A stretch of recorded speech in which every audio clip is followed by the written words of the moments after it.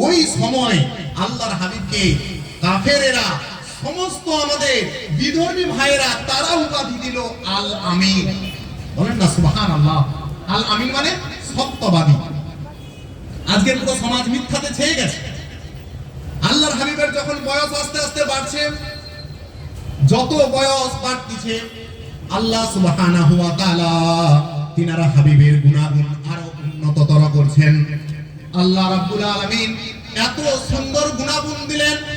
আল্লাহর হাবিবের যখন 15 বছর বয়স হলো, এর পূর্বে অনেক ঘটনা, 15 বছর যখন বয়স হলো, আল্লাহর হাবিব দেখলেন আরব জামানায় সামান্য সামান্য বিষয় নিয়ে মানুষেরা নিজেদের ভিতরে যুদ্ধ বিগ্রহে লিপ্ত হয়ে যেত।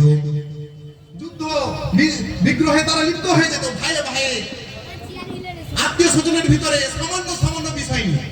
এমনকি বাপ মারা যাওয়ার পরে তাকে ওসিয়ত করে যেত, এই আমার সন্তান, ওই পাড়ার অমুক জনকে তুমি কিন্তু মারবে, আমি মেরে যেতে পারলাম না, তোমাকে আমি ওসিয়ত করে যাচ্ছি, তুমি কিন্তু ওকে মারবে সুযোগ পেলে। এমন পরিমাণে তারা খারাপ ব্যক্তি ছিল।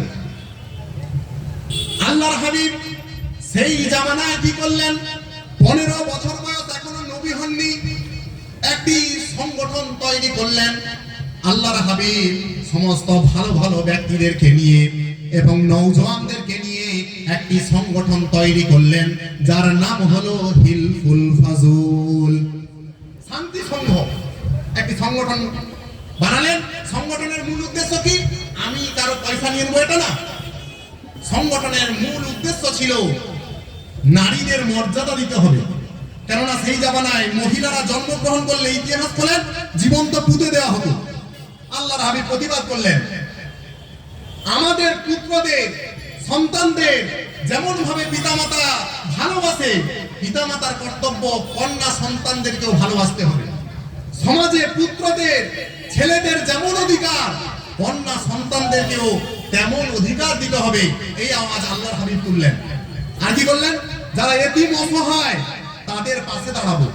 যারা সমাজে ফিতনা ফাসাদ সৃষ্টি করবে, সে যত বড় নেতা হোক না কেন, আমরা সংঘবদ্ধভাবে তার প্রতিবাদ